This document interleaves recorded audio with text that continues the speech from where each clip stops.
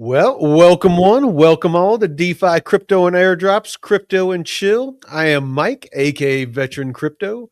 With me, as always, is Jeff, also known as the Blockchain Report. How's it going, brother? Doing good, doing great. I had a busy day doing a lot of things for my channel and updating my resume. So my eyes are a little crossed from staring at the screen all day, but tried to spend some time away doing laundry and other things around the apartment. But yeah, really nice Friday and one of my homies' birthdays. So after the show, I'm going over to celebrate with him and some friends. So yeah. How about yourself? How's the Oh, weather up there? Still snowed in? oh no, it's melted off a little bit. I've actually just been messing. Now that we got the stream yard going on, I been trying to figure out how to use that. So our apologies if things don't go as smoothly as they usually do. Still trying to figure out how to use the new software, and also want to apologize ahead of time. We might go a little bit over. There's just so much alpha that we were able to find that I don't think we're going to be able to get to it all. We will definitely do our best. But yeah, there is a lot to comb through with.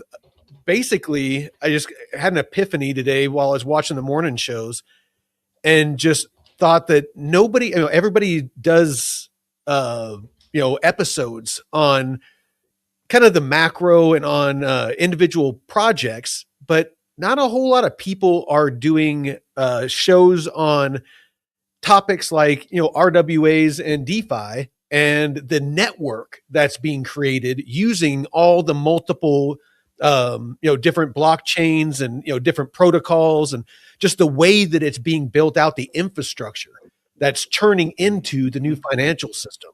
So I thought that would be a great one that we could just pour a drink, sit back and chill, and we can just kind of bounce ideas. Some of it's going to be fact, and at the end, we can bring up the questions and we can just kind of all riff and just be like, hey, what about this? And this person's working with this person. What do you think about that?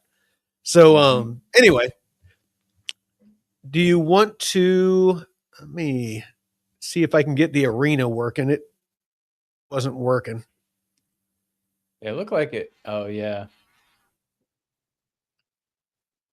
Yeah, you get that. I'll pop this on and Yeah, go ahead and introduce the socials and everything. And I'm gonna add this to the stage. There we go. Nice. Now I am the captain. We appreciate all of you for joining us here on this wonderful Friday, Crypto and Chill at DeFi Crypto and Airdrops, where me and Mike go live every Tuesday and Friday, 5 p.m. Pacific, 8 p.m. Eastern. Mike also goes live on Mondays for Money Talks at 10 a.m. On Wednesdays with the DeFi Masterclass with David and Jake at 2 p.m. Pacific. He does interviews on Thursdays and has a DeFi Academy, all the great alpha for DeFi and crypto and airdrops here in one place. And you can find our brother channels here at the Blockchain Report, Jake Call, Blockchain Basement, Discover Crypto, and David's DeFi University. Also, great resources. Let me pull these up. Metrics Finance, David's DeFi University, and Mike's DeFi Wize. All of these are incredible tools for your DeFi journey. Metrics Finance offers portfolio simulation and tracking. It is free to start, and they do have paid memberships for more advanced features if you're so inclined to be in the market for that. Also, David's DeFi University is $97 a month. I believe it's free to start, or they have like a free option. There's some free stuff in there. Yeah, the paid, you get live mentorship Monday through Friday and a whole mastery course as well with great members in the community. And Mike's DeFi Wize newsletter, crushing it with the signals and stuff in there. So they've been getting a lot of good feedback. And also check out our Discord too.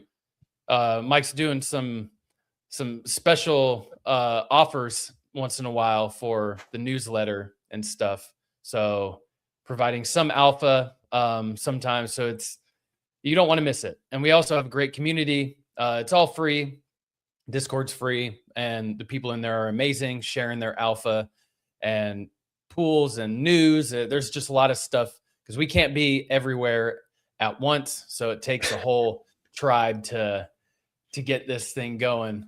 And oh yeah, we appreciate you, Nick Dunn. Glad you like the Friday streams. They are fun. And for those of you on Twitter, jump over to YouTube, follow us in the chat, or engage with us in the chat, because there's a lot more action there. We're on Twitter at _only_DCA. You can catch Mike at Veteran4Crypto, me at the BCR142. We are streaming on pump.fun and on the arena, but right now I guess we're using a new streaming software. So I think the arena, it was streaming, but looks like it ended. But yeah, we'll get that up and going. And yeah, don't forget to like, follow, share this out, subscribe. You know, we don't really get paid for this, so we just want you to share this out. So spread the good word of DeFi, crypto, and airdrops with everyone, and we can spread the love and get a good community. What's up, Black Ice? Welcome, welcome. Everyone grab a drink, smoke it if you got it, and let's try this for some fun. I'm going to try this one last time to get it going on the arena.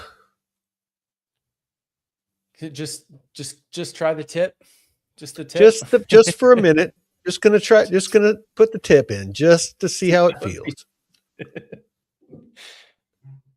All right. I don't know if it's working, but it's on there. All right. I see it right here. So we are going to talk about, to get this kicked off, I got some notes here. So basically what I did is looked at all of the major players when it comes to DeFi and RWAs. So let me share my screen real quick.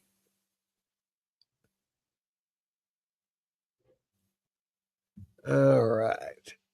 Let me take mine off. Share my screen. Again, this is all a little bit new, so we'll bear with me.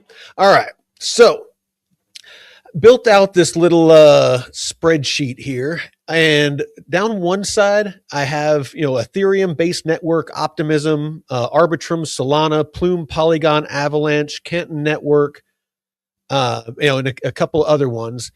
And basically what I'm doing is, and then across the top are the same ones. And so it's kind of like a correlation chart. And what I'm doing with it is I went through and I figured out what projects, how they are connecting to each other, either via protocols, via Chainlink, via wormhole, interoperability platforms, or projects. So I want to start to map out, and I think I might do that here in the future, figure out some sort of visual to where, maybe like a bubble maps type thing, where we can start to look at how all of this infrastructure is being built out, because it's not just going to be Base where DeFi and RWAs is. It's not just going to be Solana. It's not just going to be EVM compatible chains. There's going to be a lot of different chains out there that offer different functionality that different institutions are going to like. Almost all of them are going to have things like regulatory compliance, KYC, anti-money laundering, AML. A lot of those types of things are just going to be universal, because without that, they're not in compliance and they're not going to be able to be a part of the financial system. So that being said, I will start out with Base and Ethereum. So I think we all understand, anybody that's been in crypto more than a couple of days understands that Base is a layer 2 on Ethereum. So they're already fully interoperable. It's the key to Base is that it is a lot cheaper to use. I know fees have gotten a lot cheaper on Ethereum, but Base just seems to work so much smoother. and the fees are so much cheaper. I mean, what's your experience with that, Jeff?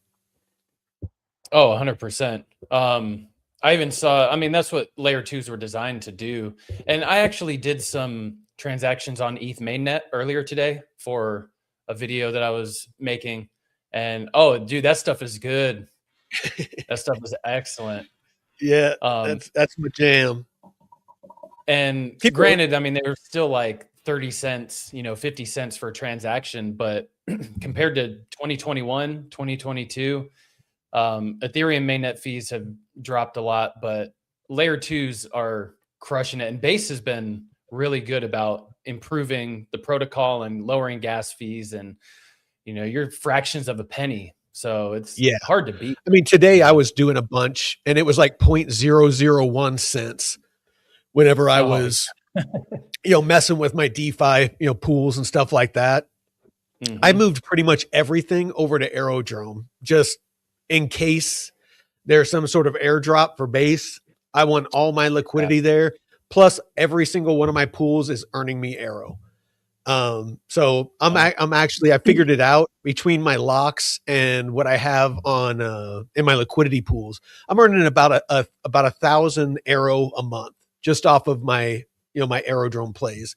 So I'm making 12,000 Aero a year in free crypto, and of course, as the year goes on and that compounds, I'm going to be making more and more and more. But as of right now, I'm making, 1,000 free Aero a month. So I was talking to some of the guys in the Discord yesterday, and I was like, hey, if Aero ever gets to freaking $10, all these 1,000 Aero months that I have are going to be $10,000 months. If Aero ever gets to $10. So I'm just like, I mean, I might be way too bullish on Aero, but we're going to get into why, amongst other things. All right. So next out the gate, we got Optimism. So Optimism and Base. So Optimism and Base have been connected for a while. The super chain for cross L2 DeFi is like Velodrome. Velodrome was built on that, and Aerodrome and Velodrome are about to merge in of 2026. So there's going to be a whole new Aerodrome platform that's going to have a bunch more offerings when it comes to DeFi and RWAs, institutional assets, tokenized assets. There potentially is going to be not perpetuals, but what was that? Actually, you know what? Let's jump over to this real quick, because this is going to frame the conversation. We'll dive deeper here in a second. Sorry, I'm gonna switch gears a bit. So this is Brian Armstrong, the founder and CEO of Coinbase. Exciting to see more banks embrace crypto like this. PNC private bank clients can now buy, sell, and hold Bitcoin in their existing accounts. PNC is the first major U.S. bank to support this type of offering. So basically, PNC is leveraging Coinbase, the Coinbase platform, to offer this service. So Coinbase crypto as a service, kind of like software as a service, crypto as a service platform. SaaS. Yeah. So it's a CAS. Is now powering PNC Bank's launch of direct Bitcoin trading for PNC private bank clients, the first to market with such an offering among major U.S. banks. This is the future financial system. We're watching it. I mean, a lot of it over the past couple of weeks. And it's a lot of it has to do with that stablecoin legislation that got passed, because stablecoins is the foundation of DeFi and of RWAs. Really for crypto. Other than just buying Bitcoin and cold storing it, to be able to allow crypto to function in the new financial system, there has to be a digital version of the US dollar and the British pound and the euro and the yuan and the won and the Mexican peso, and these fiat currencies are all going to have a digital representation of their currency to be able to be a part of the digital financial system. It's just, it's the way that it has to be. It has to be able to communicate on chain to, be for that ledger to operate. So if I send, Jeff USDC, then when I send it on chain, like on the base network, it is a digital ledger. It's going to record that from my wallet, this much USDC was sent to his wallet. You can't do that with even the digital dollar that we are currently using in our banking system because it's not on chain. So that is why I think a lot of this stuff has been ramping up, is now that this legislation is starting to get laid out and all these different regulatory bodies are starting to get dialed in on it. And we'll see with some of this news that they are starting to approve this sort of thing, because it's one thing to have the legislation. It's another thing for banks to apply to be able to do these sorts of things with the CFTC and the SEC. They have to have regulatory approval and oversight to actually do it. So legislation is just one piece of it. The actual rollout of it is the next. You got this. This is the kind of stuff, the reason I'm so bullish on Base Network and Coinbase. If you're building in crypto and want to ship faster, check out Coinbase Dev. We have the infrastructure for payments, trading, wallets, stable coins, and more that you can plug straight into your products. So you probably know, I forget what this is called. What are these like software packages would it be considered a DApp? There's a name for it. Well, the dApps are just like decentralized applications, whatever the application is, but on the blockchain. It's a dev tool, like word that anyway. It's a software developer kit or SDK. SDK. That's it. Yeah. So basically what these are is pre-made, like it has everything that you need dialed in, and it's for the most part plug and play. So like say that, me and Jeff wanted to, start a DEX and we wanted to have it on Base Network. They would have a lot of it already done. We would probably need to come up with a UI and, all that kind of stuff, a user interface. But as far as the back end integrations, a lot of this stuff is already built out. So it just allows people to, come to market. A lot of these different projects that are building, it allows them to come to market a lot easier and have tools pre-built. So anyway, it's kind of nerdy, but it's that kind of thing that is going to draw people to use Base Network. The fact that it's on that note, the Li-Fi, the project that you were asking about in the Discord, that has their ICO or something. So they have SDKs for bridging and swapping. A project called Jumper Exchange that I've used for years now. They integrate Li-Fi's, SDK and API into their exchange for bridging and swapping to different chains. And I just saw that yesterday they announced their 26 million in funding on top of what they've raised, like another 30 million before. So yeah, it's stuff like that where it's like, building the rails for these exchanges and dexes and stuff. So yeah, widgets, API, SDKs, essentially building out the rails for Exactly. And then we got this. We got JP Morgan arranged on-chain debt issuance for Galaxy on Solana, supported by Coinbase's crypto as a service platform. Those of you that don't know, yesterday, day before, Solana is basically integrated with Base Network. We'll get into that more here in a second, but Coinbase Institutional. Oh, I'm not following them. There we go. Wall Street is putting the blockchain to work in capital markets. Today, JP Morgan arranged a U.S. commercial paper issuance for Galaxy HQ on Solana, one of the first debt securities issued on a public blockchain in the U.S. with tokenization, USDC rails, and custody powered by Coinbase's crypto as a service platform. Again, this is Solana and JP Morgan. They are using Coinbase as their conduit for these tokenized, bringing tokenized securities on chain. You have Solana that is integrated with Aerodrome now. There's Solana pools that are now on Aerodrome, and any Solana token can now create pools on Aerodrome. So basically, if you are a Sol Bull, or a base Aerodrome, whatever, everything that you could want is now on Aerodrome when it comes to liquidity pools and stuff. When the new platform launches, next year, we'll see what, everything looks like, but we already did a deep dive on this.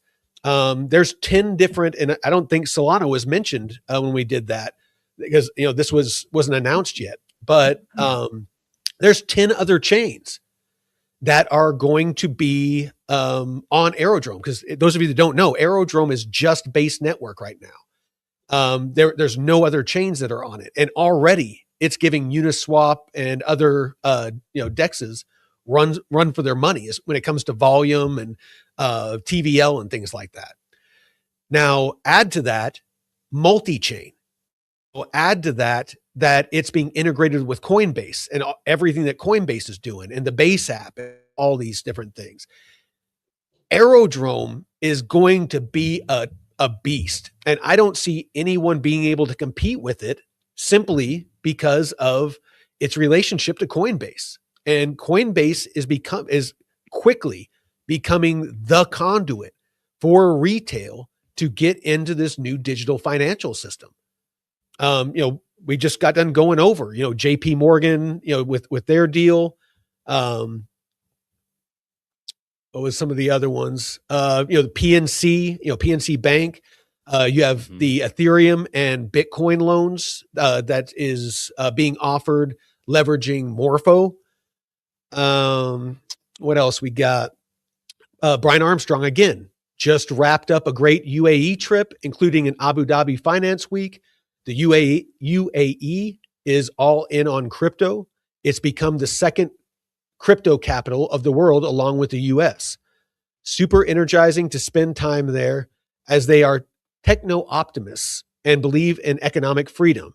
Tune into our system update product event next week for more. And I think it's already been kind of leaked on the 17th, what Coinbase is planning on launching, but we'll keep trucking along here. Do you have anything to add to that, Jeff? Yeah, Joseph, keep it real quick. Deadwood, what's up? Better try again. Welcome. And Joseph, are the fees rewarded in Sol or Arrow? I think that depends on the pool, right? Well, it depends on how you do it.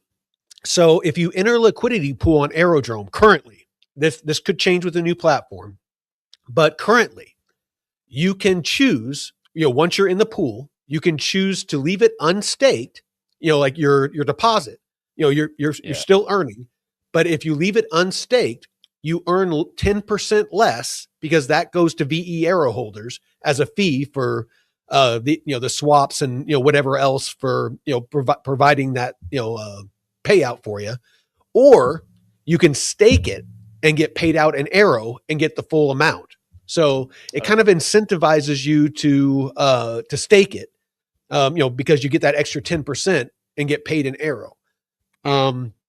So yeah, I mean, basically you can do exactly like you do on Uniswap, get paid out in the native assets. So if it's like a Sol USDT pair or USDC pair, then you can get paid out in USDC and Sol, but you get 10% less, or you can get paid out in Arrow.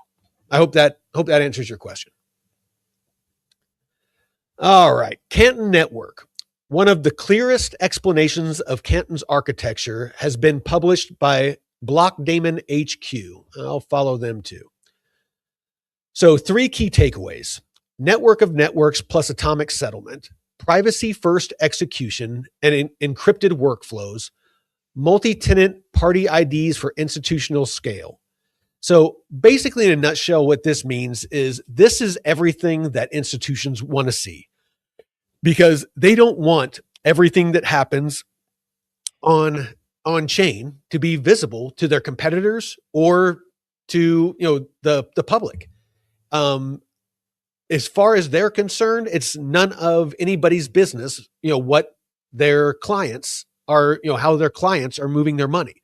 I don't necessarily want everybody to see, what I'm doing with my money. Like if you're buying Bitcoin and people have your wallet address, they know what you're doing. They can see, what you're buying and selling and where you're sending it. And, it's all on chain. That's one of the great things. And I think is going to come to an end, here in not too distant future. But it's one of the kind of equalizers that those of us that are retail, we have data now that used to only be for the ultra wealthy that could pay to get the data. On-chain data, for the most part, is free. There's all kinds of websites we can go to and look at and see what's going on chain. But back to my point is institutions and banks and individuals don't want everybody to see what's going on, with our accounts. So projects like Canton Network have, and we've seen it with Zcash, with the way it's been pumping because of its privacy. They are built out so that siloed networks. So I'll use Bank of America and Wells Fargo as an example. They want to operate on the same rails because they want people to be able to send money from one bank to the other, or they don't want limitations on how they can send value. So they want to have the connectivity. They just don't want the visibility. So you can have siloed networks where people within that organization, if you call customer service, they can get into your account, they can see what's going on, they can help you, they can fix it, that kind of stuff within their organization. However, they don't want somebody at another bank or just some average Joe in his mom's basement with Cheeto fingers looking at everybody's account. So they want to have private networks like what Canton offers.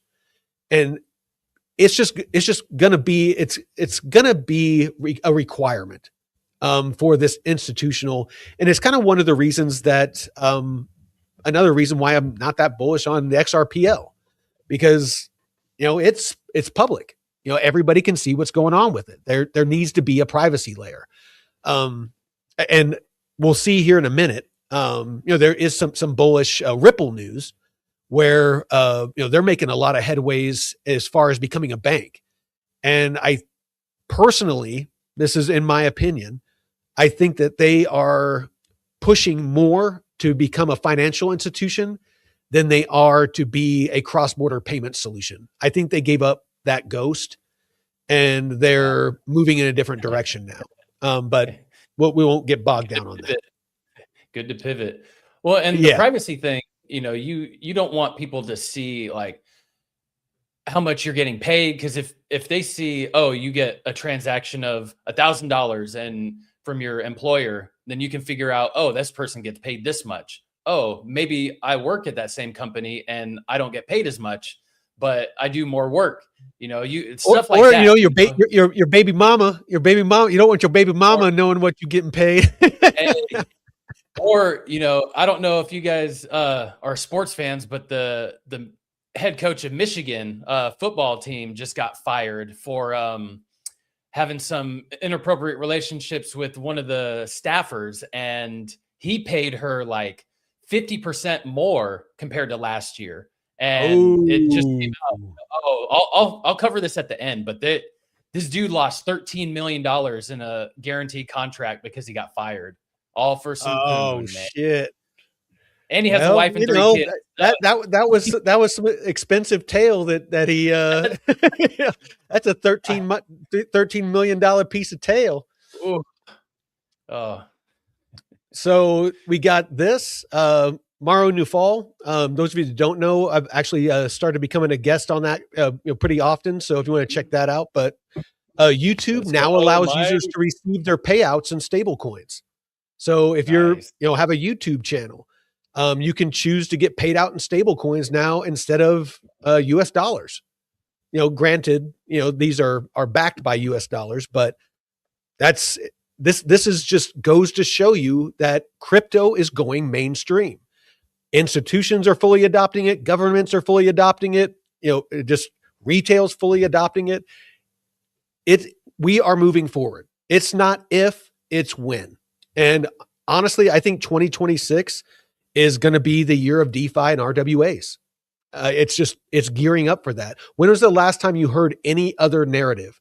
Watching YouTube videos, watching, the news, any kind of news that comes out about crypto.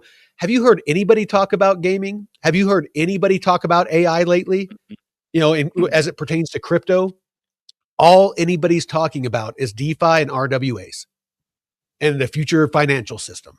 That's what everyone is talking about. These big conventions, people aren't in tie-dye shirts and shorts and flip-flops anymore. They're in suits and ties. They're institutions. It's not a bunch of retail running around in furry suits doing dances. It's serious business. Am I wrong? No. And I mean, it's funny because that kind of goes back to the whole Plume goon cartoon thing. Yeah. You want it to be more serious and not, because people will look at a project and be like, that looks kind of hokey. So, and not look more into it. But yeah, you want it to be more professional and stuff. Absolutely. You don't want the Sam Bankman-Fried and the flip-flops and fucking Cheeto dust on your shirt. Right. Well, here's some bullish Plume news. So you got Nest, the Nest protocol. It's on Plume Network. Nest, the RWA yield protocol by Plume, is opening up opportunities retail users previously couldn't touch. Those of you that don't know, there is tokenized commodities. There's tokenized treasuries. There's basically baskets of assets on Nest protocol that you can invest in. So you can invest in gold, you can invest in oil, you can invest in treasuries, bonds, things like that, all right now on Nest. Whereas a lot of these, you used to have to go through brokers and jump through all kinds of hoops and do wire transfers and call them and tell them what you want to do, and then you have to wait for them to actually execute the trade, and it was inefficient as shit with a bunch of intermediaries all taking their piece of the pie. So anytime you bought and sold, there was a ton of fees that you had to pay to do all these different things. Now you can just go on to these protocols like Nest on Plume. I've done it. I've gone on there and I've bought some of these tokenized RWAs, and I've also taken those. I'm earning yield on those, and I've done something called looping, where I can take those, I can take out a loan against them while I'm still earning. I can take out a loan against them, take that liquidity, and go and invest that somewhere else. And potentially, if I do it right, I could even just loop back and forth to where I could buy tokenized US treasuries. I can borrow against those, buy more of them, borrow against those, buy more, borrow against those, and buy more. And each time, it's less and less, but it's basically you're levering up. You're leveraging up your position so that maybe you start out with 10 grand, but when it's all said and done, maybe you have $16,000 worth of liquidity earning yield for you instead of just the 10,000. So these are the kinds of things that are so attractive, is that those of us in retail, we couldn't do this kind of thing before. So this is why I'm bullish. The banks do. What's that? Banks do that. They take your money and lend it out over and over again and essentially loop it. But, banks are scared. If you've been watching the news, you got Elizabeth Warren still, trying to do the bidding of the banks, and big pharma. You got, all these people that claim to be, the champions of the people and, anti-establishment, they're all getting millions of dollars from big pharma and, different banking institutions and, all that to do their bidding. And, all the while, they're trying to make it out to where, they're the good guys. I just fucking laugh. Stupid. But, what do we got here? 2025 is almost over. So how did we do? Year to date, Base has sent over $400 billion in DEX volume, and Aerodrome more than every other DEX on Base combined. And the best is yet to come. So yeah, Q2 2026 is when Velodrome and Aerodrome merge.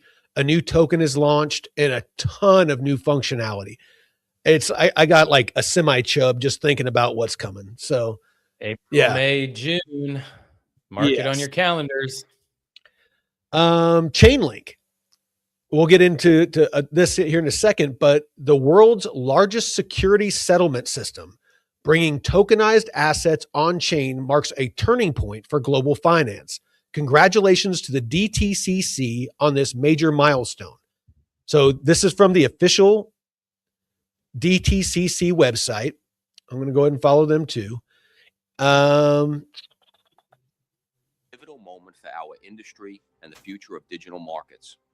After years of industry experimentation with digital technology, I'm excited to let you know that DTCC has received a no action letter from the SEC. This letter authorizes us to develop and operate a new and voluntary service to tokenize assets held at DTC. This is a significant milestone for several reasons. First, our new tokenization service will serve as the bridge between TradFi and DeFi. Upon launch in the second half of 2026, we will support the tokenization of liquid assets, including the Russell 1000, ETFs tracking major indices, and other assets. Second, and importantly, we will offer the same investor protections and ownership rights as traditional book entry securities currently held in custody by DTC. In other words, we will provide digital assets the same care as we do traditional ones. And third, our new service will yield transformational benefits for industry participants and their underlying investors. These include greater collateral mobility, new trading modalities, and 24/7 access. We're excited to help innovate for the industry and to empower our participants and their clients to tokenize. In doing so, we will work collaboratively with the industry to create a safe, sound, and efficient market infrastructure for digital securities. Collaboration has been a cornerstone of DTCC since our founding more than 50 years ago, and I'm very proud to say that today's announcement will build upon our legacy of innovating for the global markets. It's one more example of how we serve our industry and how we will continue to do so for the next 50 years. While the new tokenization service is an important I think that's good. I think the rest of it's just propaganda for their organization. But what's that? What exactly does DTCC stand for? It is shit. It's a Digital Treasury Commission or something. It's here. Let's just so I make sure I get this right. Let's freaking Google that shit. Come on, you can do it. You can do it. Is the DTCC. I want to make sure I get this acronym right. The Depository Trust and Clearing Corporation is a major American financial services company that serves as a critical post-trade market infrastructure provider for the global financial industry. Established in 1999, it operates as a holding company combining earlier entities like the Depository Trust Company and the National Securities Clearing Corporation, founded in 1976. It's owned and governed by the financial institutions it serves, including broker-dealers, banks, and asset managers. So this is basically all of the financial industry owns this. And this is the SEC basically told them, AKA the entire financial industry, that it's cool. Go ahead and tokenize everything. If it's already a security and it's tokenized, then it's still a security. But if it's not a security and it's tokenized like real estate and you tokenize it, it's not a security. So it's just, if it's a security already and it gets tokenized, it stays a security. If it's not and it gets tokenized, it's not. And they're saying, you have our permission, go for it. So this is a major, major step forward. And Chainlink is going to be that interoperability. Of So course. I'm telling you, and we'll get into how each of them are tied together. Coinbase taps Chainlink. Better try again. Thought this was a commercial. He had to skip. Oh yeah, yeah. No, it's not a commercial. It sounded like it though. Coinbase taps Chainlink to expand wrapped assets like Coinbase wrapped Bitcoin and Coinbase wrapped XRP to new chains. So again, Chainlink being used for interoperability for Coinbase assets, Coinbase wrapped assets. Chainlink, ongoing work with some of the largest financial market infrastructures and institutions in the world. Chainlink's major banking and capital markets announcement. This is a huge part. Like I said, that DTCC, that's banks, clearinghouses. So that the clearinghouses have to do with stocks, the stock markets, things like that. So major freaking announcements. It says the SEC and Paul Atkins. Actually, let me freaking follow him too. Are leading the way and committed to modernizing U.S. financial markets so participants can benefit from the security and efficiency tokenization provides. We're committed to powering the infrastructure that brings the U.S. financial system on chain. As I told Maria Bartiromo last week, U.S. financial markets are poised to move on chain. Under my leadership, the SEC is prioritizing innovation and embracing new technologies to enable this on-chain future while continuing to protect investors. So down here's this DTC. Today, the Division of Trading and Markets issued a no action letter. That's what we just went over. You have on-chain markets will bring greater predictability, transparency, and efficiency for investors that through the DTC. Excuse me. Ooh. Liz. Yeah, thank you. Let's see what else, if there's anything else sexy in here. No, it doesn't look like it. But again, that's just echoing exactly what the DTCC said. Chainlink, the SEC, everybody's on the same page. Institutional smart contracts are data rich, interoperable, compliant, and privacy preserving. CRE is the only orchestration layer that unifies these capabilities, meeting institutional requirements. Bird's Eye Data explains in their latest report. So, this is just talking about, private blockchains, public blockchains, RWAs, and basically Chainlink's role in pretty much everything. A few exceptions, but pretty much everything is using Chainlink for interoperability. Dude. Solana, all in Bitcoin, details upgrades coming to flash trade perps powered by Magic Block, epiphermal rollups, whatever that is, commodities, metals, Forex, and equities coming soon. Order books on the horizons. This Solana is starting to really gear up. There's a bunch more alpha that more than I can get to about Solana, but they are really ramping things up when it comes to DeFi and RWAs. Like they are going to be a major player. Oro Gold announces ST Gold, the first yield primitive for gold that is compostable in Solana DeFi. So it looks like this is going to be like a staked gold to where you can hold gold and earn yield on it. And potentially in DeFi, you again could, potentially take a loan out on it and, and use that to, for other investments or to, do a down payment on a house, whatever you want to do. DeFi, if you have not learned about DeFi, it will literally change your life. Just if you have money sitting in the bank, please, if you're not going to listen to our channel, There's plenty of channels out there that are teaching DeFi. Ours is just one of the most easy to understand because I like to keep things simple. I don't like to use big words. I don't like to try to make it sound like I'm super smart because I'm not. I'm just very determined and I love learning this stuff and I love teaching it. And I want to teach it in the simplest way possible. And the simplest way I can explain it is if you have money sitting in the bank, you are losing money to the tune of about 7% of its buying power per year.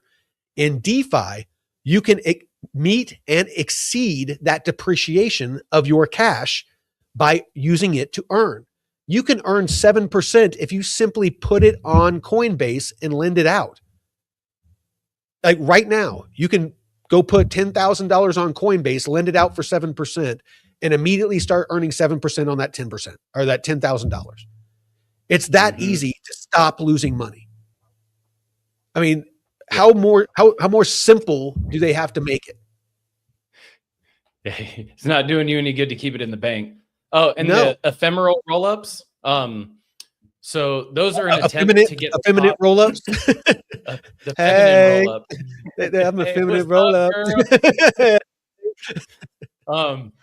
Not to be confused with fruit roll-ups, but yes, the ephemeral roll-ups are an attempt to get the cost and speed of a centralized sequencer with the security of Ethereum validators. So it makes most of the roll-ups data temporary and rely on real-time attestation or verification instead of offering proofs or challenges. So it's a little more efficient and dramatically reduce the need for fraud proofs. So a little better technology and streamlining layer 2 rollups. So yeah, interesting, because we don't see all this tech that goes into, or all the stuff, the bells and whistles that go into validating and sequencers and verifying and making sure that all this stuff isn't fraudulent, to like double spending with Bitcoin. And there's just so much that it's like way over my head and everyone else is like, what the fuck? But it's important, you know. The rails are definitely important, or else you're going to fly right off the tracks. It's just there has to be rails to move the information, to move the value.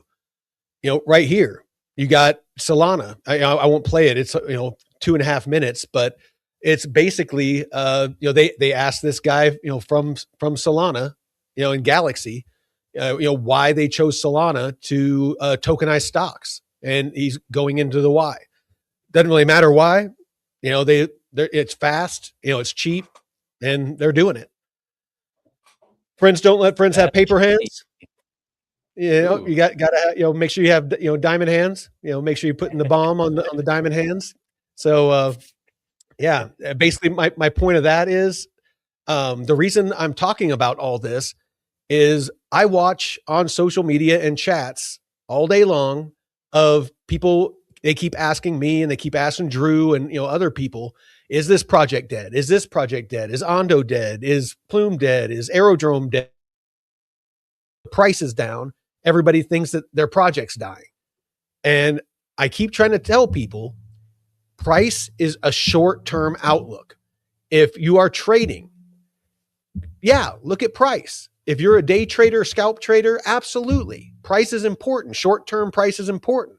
If you are investing long-term in these projects, fundamentally, you shouldn't be watching price. You need to be watching if they're building, if they're growing, if they're being integrated, into different networks. If they are being made to be an integral part of the new financial system, as it pertains to DeFi and RWA, those are the projects that you want to be investing in. All of these little projects that are off on their own, you don't want to be investing in those. One of them, a couple of them might surprise us, but I am going with the more sure things. That's why I'm in Plume. That's why I'm in Ondo. That's why I'm in Aerodrome. That's why I'm in Morpho. That's why I'm in Solana. That's why I'm buying these projects. It's not because I think the tech is great, or I like the team, or, anything like that. It's, I'm watching how this is all being built. And if they are a part of that machine, that future financial machine, I'm investing in it because I want to profit from it. I mean, it's basic investing 101. Another major bank, another expansion of crypto as infrastructure, another sign the world is moving towards digital finance fast. Our partnership with Standard Charter scales global institutional access across trading, custody, staking, and lending. So, from trading to custody, this collaboration sets a new standard for secure and seamless access powered by our crypto as a service platform. This is the same thing we were talking about earlier with the other bank. This is basically Coinbase becoming the hub for banks, so far US banks, to be their custody, to custody their crypto assets for the bank's customers. So if you're part of Standard Charter, if you're part of that PNC bank, then and you have Bitcoin or Ethereum that you have deposited in that bank, is probably going to be custodied by Coinbase, and they are going to earn yield off of it. And you're potentially going to get some of that yield. So this is just part of what is being built and what's happening. I mean, have you seen anything like this, Jeff? Like with your bank or? No, I have Chase, but I know, like you said, it was JP Bank Morgan? of America or JP Morgan? Yeah. I haven't seen anything on my account or anything, in the little sidebar that shows the different options that they have. Oh, is he frozen? I think Mike froze. Oh, there we go. I haven't seen anything that says like crypto offerings or anything yet. So I'm still waiting on that. But we covered JP like Morgan. Well, we covered JP Morgan a minute ago, and Chase is part of JP Morgan. JP Morgan Chase. Right. I like going to Bank of America, right? They're offering loans right now, but how do you access that? Like, what's the avenue to access that? Is it offered directly to everybody, or do you have to have a certain threshold of income or amount in your bank, or is it gated in any way? I don't know. I don't bank with any of those. And if I wanted to, like personally, if I want to do any of that, I'm going directly to the protocol because I want to make sure that I'm earning the most possible. I don't want to have, part of my, yield being shaved off by the bank and by Coinbase and everybody else. But if you're somebody who doesn't want to take the time to learn DeFi and you want to earn yield, maybe not as much, but you just want that ease of being able to buy Bitcoin, buy Ethereum, and earn yield on it in your account, then you can do that. Honestly, non-custodial. If you want, want non-custodial. You don't want the bank with the bank, it would be custodial. Yeah. But you want the DeFi protocol stuff where you own it. You don't have to worry about the bank. Oh, me. Like that. Yeah, me personally, because I know DeFi. Yes, I personally want to do non-custodial. But if you're depositing your Ethereum and your Bitcoin, or you're buying it through your bank, they are going to be the custody of it, and they're going to have Coinbase do that. So, the OCC, another government body, grants conditional approval to Ripple, BitGo, Fidelity Digital Assets, and Paxos to become national trust banks. This is what I'm talking about. Ripple is not making moves to do cross-border payments. That's not their sole focus anymore. They are moving to become a bank. A lot of the acquisitions, a lot of the XRP that they keep selling off for the billions, the tens of billions or hundreds of billions of dollars that they've cashed out. That's what they've done with the money, is they've been acquiring these companies that had a lot of the regulatory approvals already done. So because they acquired them, as long as they stay in compliance, they get those approvals. So it was basically a fast track to get to where they're obviously trying to get, is becoming a bank.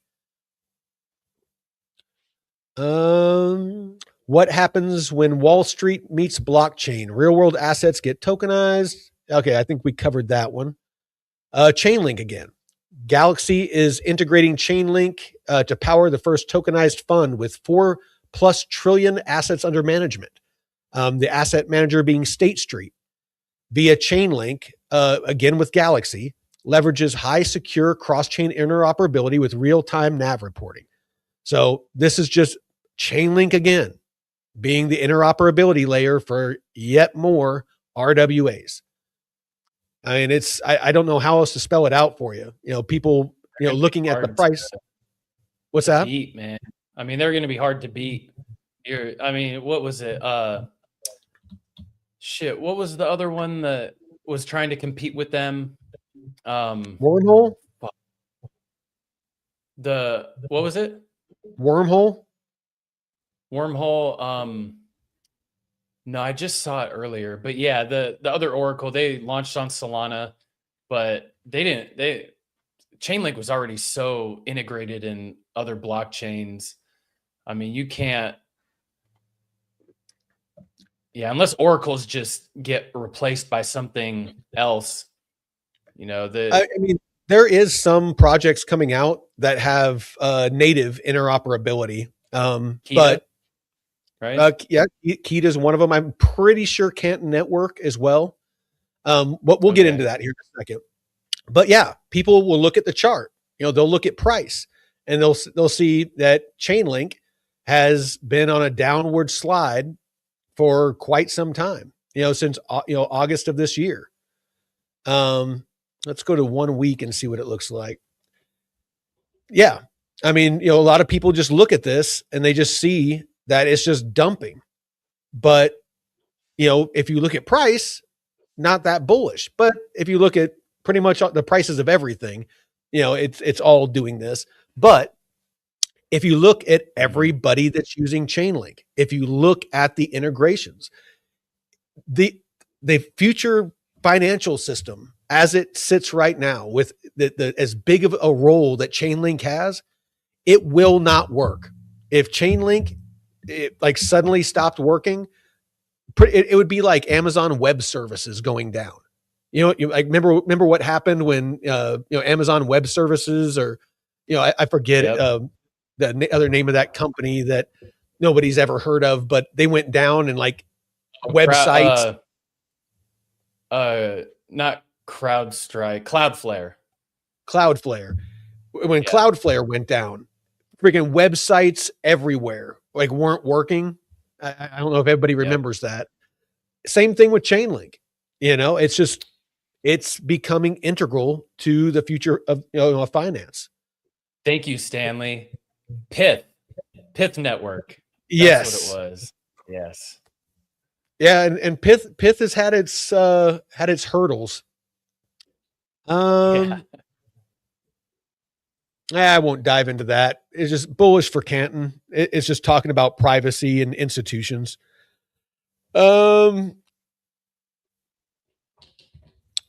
Stablecoin news. This is Sergey Nazarov, the founder of Chainlink. Excited to see that being the most secure cross-chain technology across DeFi and TradFi is attractive to top technical teams who do deep diligence and security review. I also think that being able to provide real reliability for a bridge during cloud outages like Amazon Web Services. So this is what we were just talking about. So it looks like that that Chainlink, even if certain systems go down, that they would stay up. While other bridging systems go down for extended time periods, it's a large advantage when being considered by highly technical teams that want high uptime and reliable systems. I personally feel that all the security and reliability work that was put into CCIP is starting to pay off, which feels very familiar when Chainlink was chosen to power the top DeFi and TradFi systems with the most secure and reliable data. I think the consistent security and reliability properties of Chainlink will continue to make the choice of top teams and institutions in our industry. And this is, basically referencing their, partnership with Coinbase. And like we've been going over, Coinbase is becoming a massive hub for institutions, for custody, for their offerings, their tokenized offerings, just pretty much everything. So, well, and that's a good thing to kind of touch on is if one system goes down, you have all these other options. Redundancies. Think of the Amazon Web Service. You have a centralized system where the servers are in a certain area, not necessarily spread throughout the world, as opposed to these oracles that, run on systems all around the world on a decentralized network. And if one system goes down, you have all these others that are still running, processing data and price feeds and information. Mm-hmm. So your uptime is just going to keep going. You'd have to shut down the whole grid to you'd have to launch EMPs all around the world to knock it out. So, oh, what's up? What up, Sky? So that's whose birthday it is. Her boyfriend. I am little. Oh, okay. Well, happy birthday. Shout out to homie. Yep. So looks like there's Coinbase is going to allow you to stake your ETFs. So if you have a Bitcoin ETF, an Ethereum ETF, any ETF, it says that's right. Staking ETFs are here in the US, powered by Coinbase. So you can earn yield on an ETF and you can stake it and earn more yield. What about 401ks? That is the power of DeFi. Is you can because it's tokenized, it gives a lot more flexibility. So this is just the beginning. Coinbase investors can now get exposure to crypto, including staking rewards, through an investment vehicle they are familiar with. Crypto is getting more and more accessible. The largest institutional ETH staking provider, we're excited to continue working with issuers to help them offer staking ETFs. I mean, I could keep going with this. I mean, we're already hitting an hour and I'm just barely scratching the surface of this. But I definitely want to touch on some of this. So you can go through this and let's just count how many times, like I said, across the top, we got all the chains. Across the left, we have all the chains. Let's just go through here and see how many times we run across Chainlink. So we got Chainlink right here with Solana and Ethereum. So Chainlink and Wormhole for RWA bridging. You got Wormhole and Layer 0 with Plume and Ethereum. And also Base Network. We found a bunch of connections there. You got Wormhole for Avalanche and Ethereum. Canton is using Chainlink CCIP for RWA data and oracles. Circle USDCX for stablecoin interoperability. So there's two connections there. For Base, you got obviously, it's an Ethereum layer 2. So it's native rollups and direct flows. It's fully interoperable. Super chain alignment, inner L2 RWA yields between Base and Optimism. I'd be curious to see once Velodrome is integrated with Aerodrome, how that will affect this as well. Wormhole between Arbitrum and Base. Chainlink is between Solana and Base. I never heard Owl2 Finance for RWA bridging. Alto. Yeah, okay. They're another bridge protocol. Okay, yeah, that's the first time I've heard of them. Got Synapse and Wormhole. Looks like Canton again with Base, indirectly using Chainlink. Chainlink between Solana and Optimism. Chainlink between Canton and Optimism. A lot of wormholes. I'm seeing a lot of Wormhole too. Interesting. Solana and Plume. So they did a partnership recently, and Solana and Plume they're offering nest vaults, institutional RWAs. So, that partnership between Plume and Solana, that was a big announcement with Plume. Again, Plume is growing. It's, I'm not seeing them shrink yet. I did notice, however, and I called out the team on Ambient. It is the TVL on Ambient. If you have anything on Ambient, I personally would get it off.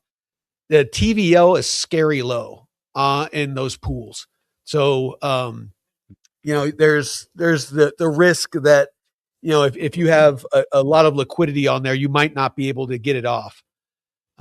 So yeah, that's something that you always want to keep an eye out when you're using newer platforms or smaller platforms, is making sure that, you're not the last one to get out of a pool.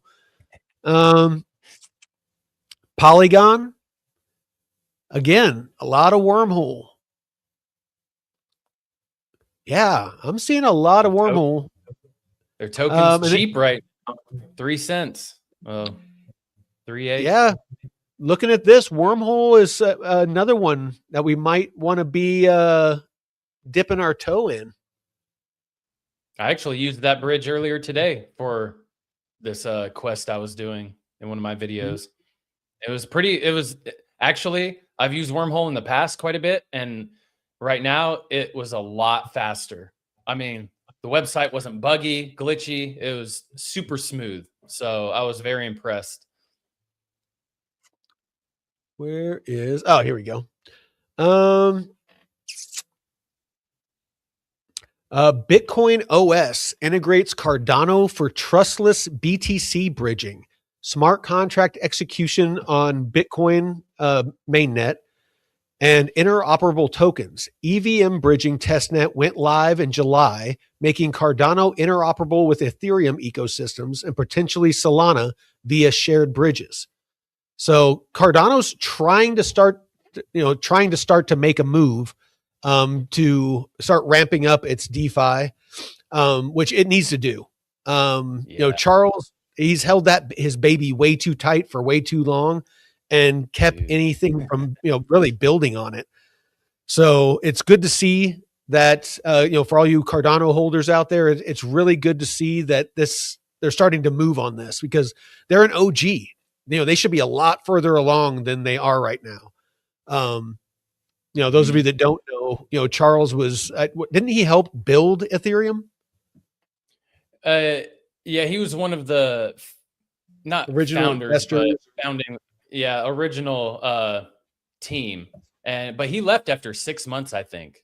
So he didn't stay too long, but that was one of the first projects I was really bullish on, in 2017, when I was really starting to get into the space, and just seeing how it's gone, how the development and stuff has gone over the years, just slow, painful. Also, I think the Midnight token launched today officially. So yeah, it's just, man, seeing all this stuff, especially NFTs on Cardano, man, that really hurt my wallet years ago. So come on, Cardano. Well, I mean, via Labs and Midnight, like you just said, December 2025, partnership enables direct cross-chain communication with 135 plus blockchains, including Ethereum, Base, Optimism, Arbitrum, and Plume, and non-EVM Solana. This supports RWA DeFi flows like yield generation and token swaps. And that's via Midnight. So, that's what you were just speaking on. XRP and RLUSD hints. Charles Hodgkinson, however you fucking pronounce that, outlines cross-ecosystem DeFi with XRP, including potential integrations for RWA and stablecoins. And this is what, if I was to choose something to be bullish about with the XRPL, it would be Ripple and RLUSD, not necessarily XRP. But it's just because of the data that I see and how, and what people's priority is when working with Ripple It seems like it always has to do with RLUSD. And those of you that don't know, the majority, 80% of RLUSD is on Ethereum mainnet. So it doesn't even use XRP for gas. So it's that's why I don't see it as being overly bullish for XRP. And the fact that RLUSD was even launched. Let's swap see your what screen. else. I think you're on Wi-Fi. What's that? Are you on your screen? It's on Wi-Fi still, or did you swap? Okay. No. Okay. I'm reading through my notes. I don't figure everybody wants to watch me look at my notes. Okay. I just want to make sure. I can actually, you know what? I can just switch it over to this. Let's go ahead and put the comments up. All right. So let's see what else we got here. Polygon and Avalanche. Add diversity with bridges like Synapse and Wormhole for DeFi RWA flows. We went over some of that. Canton Network, institutional L1 with 6 trillion plus in regulated RWAs, 400 billion in daily settlements, joined Chainlink Scale in September, launched Circle USDCX in December 4th for multi-chain stablecoin interoperability, backed by Goldman Sachs, Circle Ventures. They raised almost $400 million. So Canton Network, another one, if you look at the price. Let me pull up Canton real quick. I just want to drive this point home that looking at price is not how you invest in early technology. Nope. Yeah, no, look at this. Then nobody would have invested in Amazon by looking at price early on. So look at this chart. This is Canton Network. Since it launched, it's just been down and to the right. I mean, it launched back on 10 November, like 9-10 November. And looking at this chart, somebody would be like, is Canton Network dead? No, it's not dead. I mean, if you look at how much TVL, like if we go to rwa.xyz, one of my favorite websites, this is, cover your eyes. If there's kids in the room, this is data porn. Well, and that's a fair launch, right? Compared to an actual the team airdrop. didn't keep, they didn't do any airdrops. The team didn't keep any tokens. The VCs or early investors didn't get any of the tokens. All the tokens went out. So that would have been down even further if that were the case. One of the fairest launches that I've fucking seen. So as soon as it pops up here, I will show you. So Canton Network, it eclipses everything. So you have Canton Network with 8,841 different tokenized, offerings on it. If you add up everything else, like all other chains, it still doesn't even put a dent in what Canton has. If you look at the TVL, it's almost $400 billion. It's up 61% in the past 30 days. The rest of these, the closest one is Providence with 14 billion. It only has one RWA. But even Polygon is only 700 million. Ethereum is only 300 million. So again, if you add up everybody else, it's still nowhere near what Canton has. Canton is right now is the RWA king. No one even comes close. They have 95% market share. They are almost the entire RWA market. This is like the Bitcoin, like how Bitcoin has the majority of the market cap in crypto. Canton is the Bitcoin of RWAs right now. And people keep asking me, is Canton a good project to buy or is Canton dead? Tell me. I mean, does this look like a dead project to you? $400 billion of TVL, over 61% growth in the past 30 days. 95.39% of the market share. This is not a dead project. They're just getting started. They just launched. Their mainnet just went live. Like, what was it, like a month ago? Yeah, they were sneaky too. I mean, they came out of left field, man. They're just No, yeah. They came in like a thief in the night. And same with Providence. But anyway, this is the kind of thing I'm talking about. And this will be my closing thoughts because I don't want to keep everybody all night. But yeah, this is what I'm talking about. You need to look at data. You need to look at fundamentals and stay educated on your investments, because otherwise you're going to look at shit like this. And you're going to say, "Oh shit, Canton's dead. I better sell it." When all the while you have on-chain data that shows you it's anything but dead. It is a powerhouse. It's just that the price isn't, we're still in price discovery. The price hasn't figured out how much this project is worth yet, because the majority of people out there don't even know that blockchain technology is a thing, let alone the future of finance, let alone this quiet little project called Canton that, unless you know exactly where to go, you're not going to see this data. Institutions and big money, they want to keep this quiet as long as possible because they want to stack as much as they can. They want to finish building before everybody starts, rushing in and buying this stuff. It's why for years, Jamie Dimon and all them were talking about Bitcoin's a pet rock. If anybody in my company buys Bitcoin, I'll fire them. They've shown it. The whole time he was saying that, they were buying Bitcoin. Yep. You cannot, you have to look past price, and you have to look past what everyone is saying. Watch what they're doing. Watch where their money goes. Don't listen to what they say, because if you do, it's like a magician. Look at what this hand's doing. Don't pay attention to what this one's doing.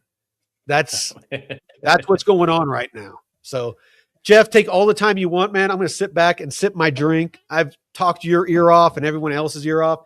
I was just trying to get through as much of this as I could. We didn't even touch half of what I had to put out. But I hope this gives you an idea of these projects that we're always talking about. They're not dead. They're far from it. So go ahead, Jeff. No, it's great. As opposed to just diving into one project, because there's so much to cover with what's going on and the regulatory stuff that is being rolled out and put in place. But I challenge all of you to go out this weekend, and whether you're doing your grocery shopping or talking to family, I know the holidays are coming up, so a lot of people are going to be spending time with family and friends. Just ask them, like, what do you know about crypto, blockchain technology, real world assets, and see how early we are to all of this. A lot of people won't have a fucking clue what RWA is and what it entails, and how you can take advantage of it. Like Mike was saying earlier, your ETFs, you can use to earn off of. You can stake them and earn rewards. And I'd be curious as to, if your 401k will be able to do that.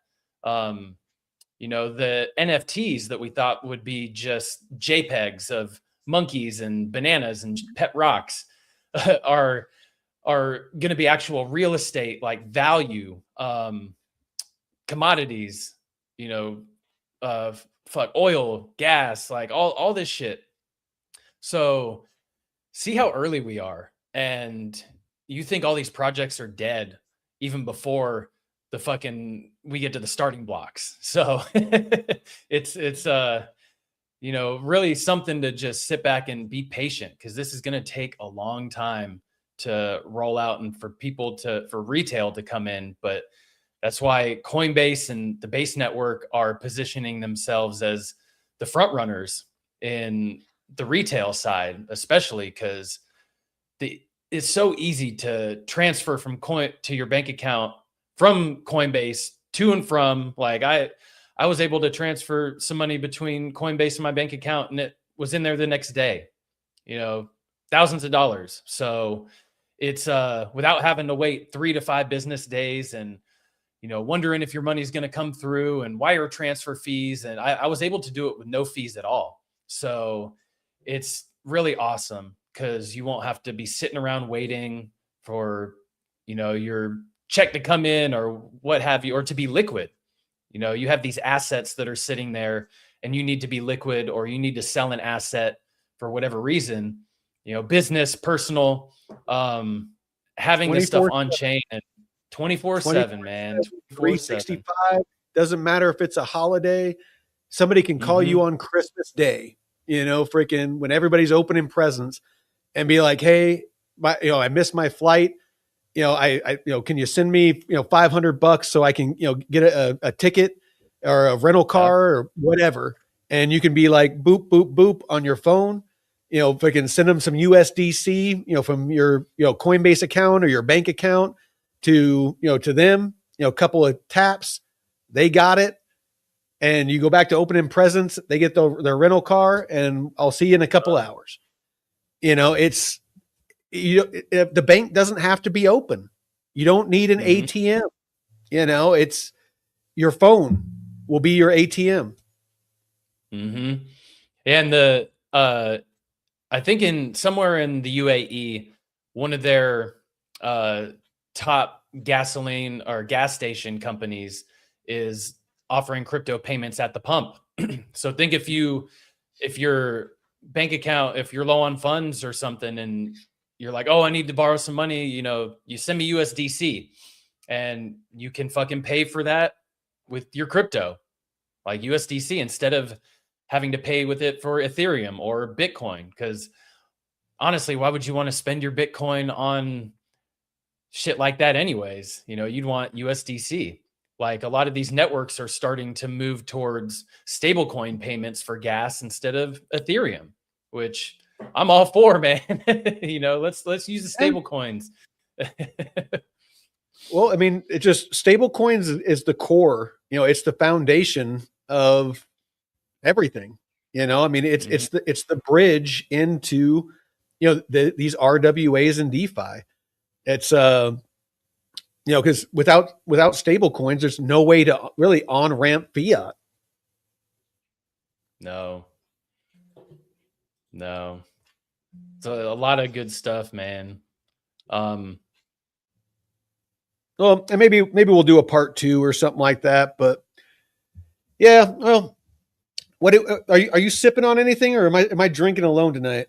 No. So I was able to get a car yesterday, and I took it to my mechanic this morning, and he was supposed to give me a call this afternoon so I could come by and kind of walk through what needs to be done on it.